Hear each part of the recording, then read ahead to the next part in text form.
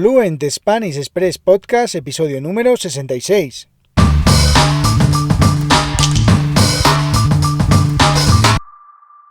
Muy buenos días, esto es Fluent Spanish Express Podcast, el podcast para aprender, para practicar y mejorar vuestro español. Todos los días, de lunes a viernes, un nuevo episodio donde comparto contenidos con consejos, con recursos y recomendaciones para llevar vuestro español al siguiente nivel. Hoy, martes 7 de septiembre de 2021, episodio, como decía, número 66 de Fluent Spanish Express Podcast, y como cada martes hablamos un poquito sobre la cultura española y sobre nuestras costumbres. Una manera diferente de acercarse al idioma español. Mi nombre es Diego Villanueva, soy profesor de español y director de la Academia Online de Español www.fluentespanish.express, donde puedes encontrar contenidos para aprender y mejorar tu fluidez hablando español, con lecciones de cultura española, expresiones que utilizamos los nativos, con vídeos, audios, textos y además actividades y preguntas en todas y cada una de las lecciones. Por tan solo 5 euros al mes tienes acceso desde hoy mismo a todos los contenidos. Y bueno, ya empezamos con este episodio de martes 7 de septiembre de 2021, en el que vamos a hablar de los documentos que tenemos los españoles nativos, y cuáles son los trámites administrativos que hacemos. Así que, bueno, un episodio que está muy interesante seguro para aprender un poquito más sobre nosotros, sobre España.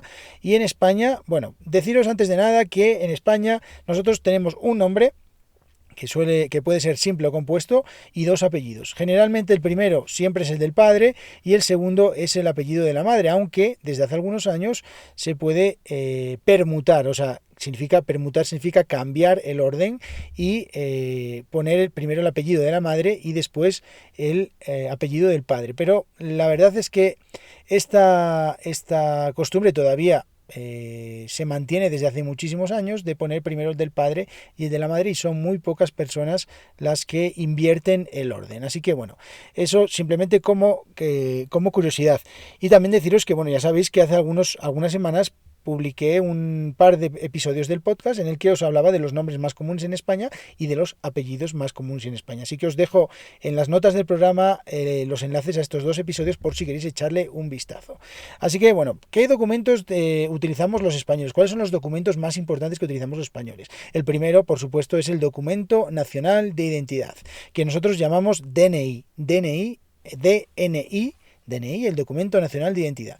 Y es obligatorio para todos los españoles mayores de 14 años. Hasta los 14 años no necesitas el DNI. Sin embargo, en el caso de que, por ejemplo, quieras viajar al extranjero con menos de 14 años, conviene, o creo que incluso hay que tenerlo obligatoriamente, sacar el DNI para poder hacer el pasaporte. Así que, bueno, pues en este caso, si no sales de España, pues hasta los 14 años puedes estar sin tener Documento Nacional de Identidad. Y luego diréis, bueno, ¿y esa es una persona indocumentada? No, yo luego os explico hasta los 14 años cómo sabemos que las personas tienen una identidad, ¿vale? Este documento de identidad tiene una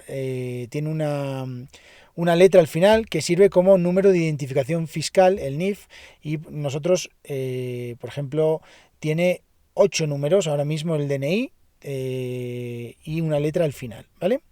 Siguiente documento importante, por supuesto, y este ya es mundial, o sea, se utiliza en todo el mundo, es el pasaporte, y es el documento que utilizamos para poder viajar a los países que no pertenecen a la Unión Europea o que no forman parte del espacio Schengen.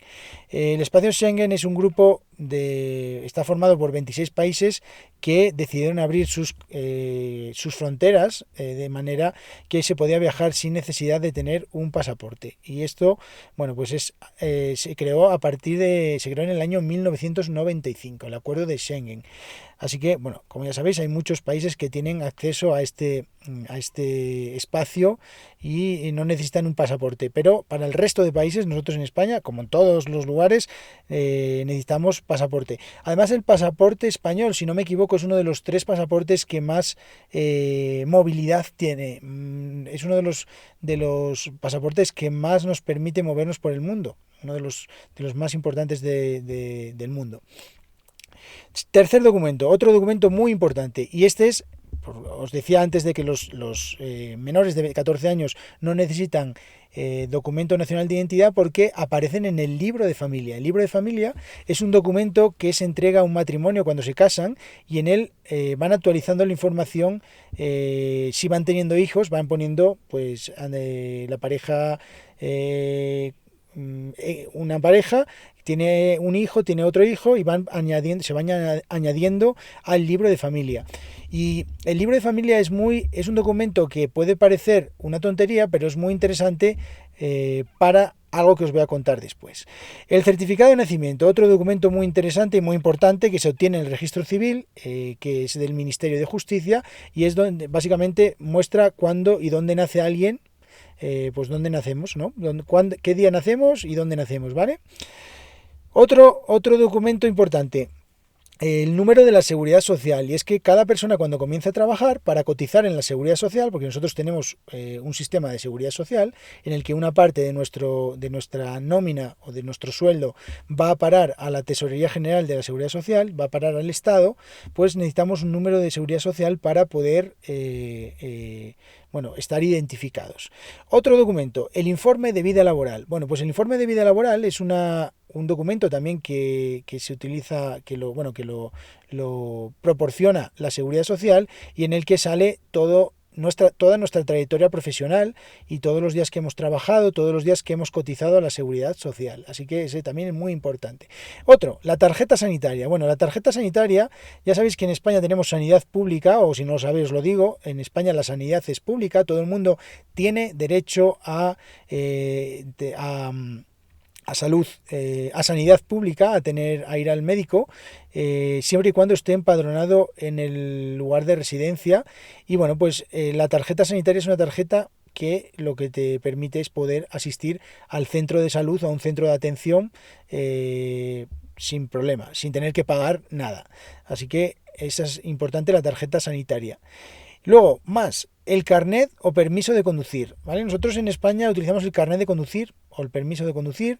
En otros lugares utilizan otras palabras, como por ejemplo, no recuerdo ahora mismo, la licencia de conducir. Nosotros en España utilizamos el carné o el permiso de conducir.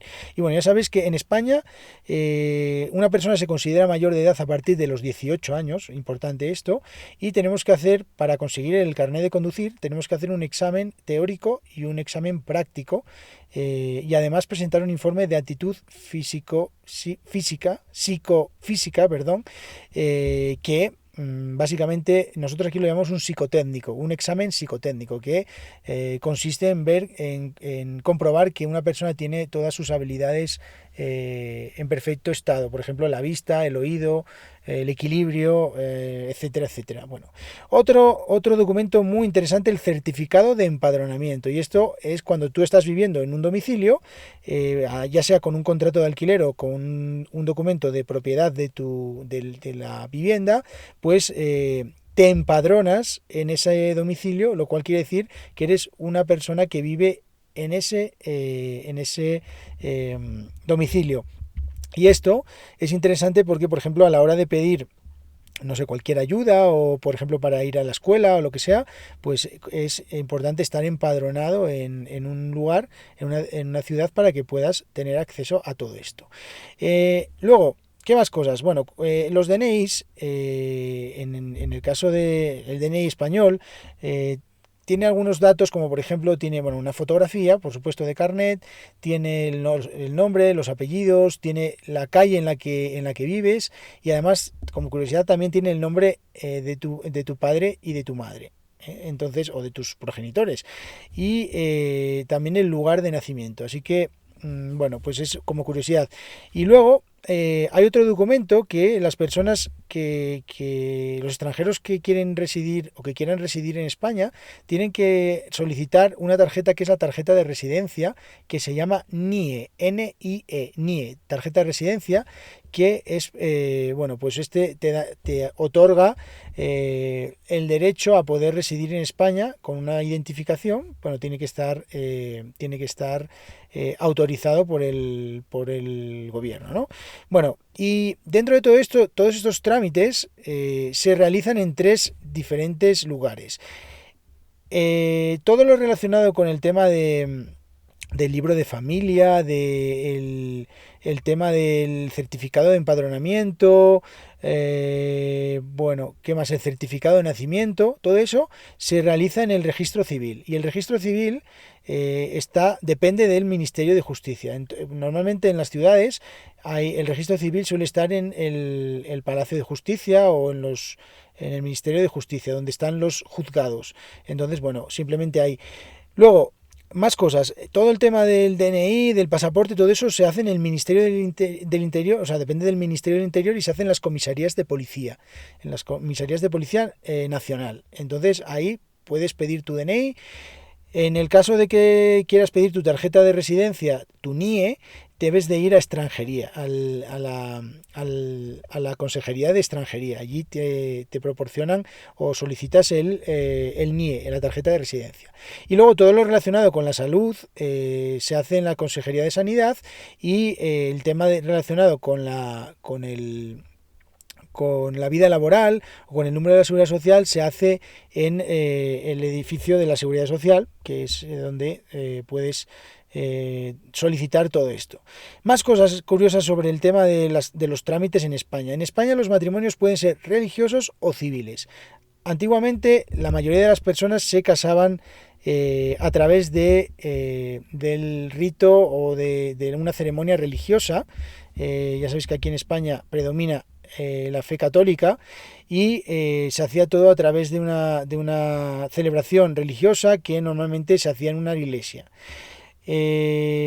Los matrimonios civiles se realizan en el ayuntamiento de cada localidad y cada vez ganan más terreno, cada vez son más comunes y las personas deciden casarse de esta manera.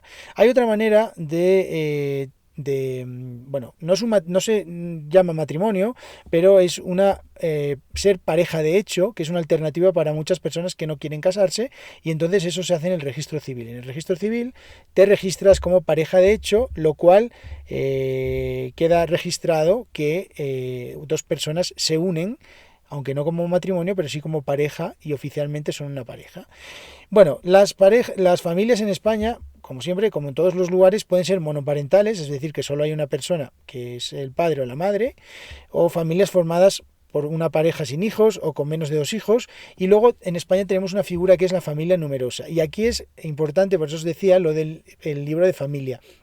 Cuando tú tienes más de 3 o más hijos, como era el caso en mi familia, tienes acceso a puedes tener acceso a determinadas ventajas. Por ejemplo, si tú vas a un gimnasio, por ejemplo, quizás tienes un descuento para familias numerosas. ¿Qué significa? Que tú presentando el libro de familia en el que demuestras que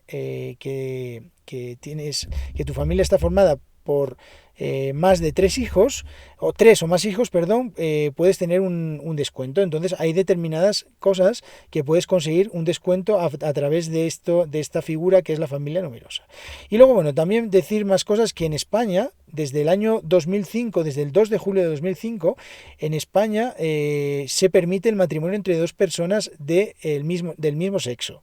Y España fue el tercer país del mundo en legalizar el matrimonio homosexual, que es así como se conoce, después de los Países Bajos y Bélgica, y Canadá lo hizo unos pocos días después, con lo cual España en este sentido está a la vanguardia en lo que se refiere a la legalización del matrimonio entre personas del mismo sexo.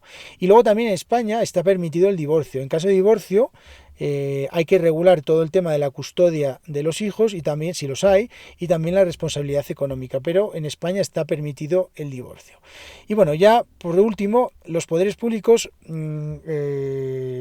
pueden asegurar o deben asegurar la protección social, económica y jurídica de la familia, por lo que se reconocen los siguientes derechos. Por ejemplo, permisos laborales. En España actualmente existe una baja maternal y un permiso de paternidad de 16 semanas. Tanto el padre como la madre tienen derecho a 16 semanas para la crianza de sus hijos cuando tienen un hijo o una hija.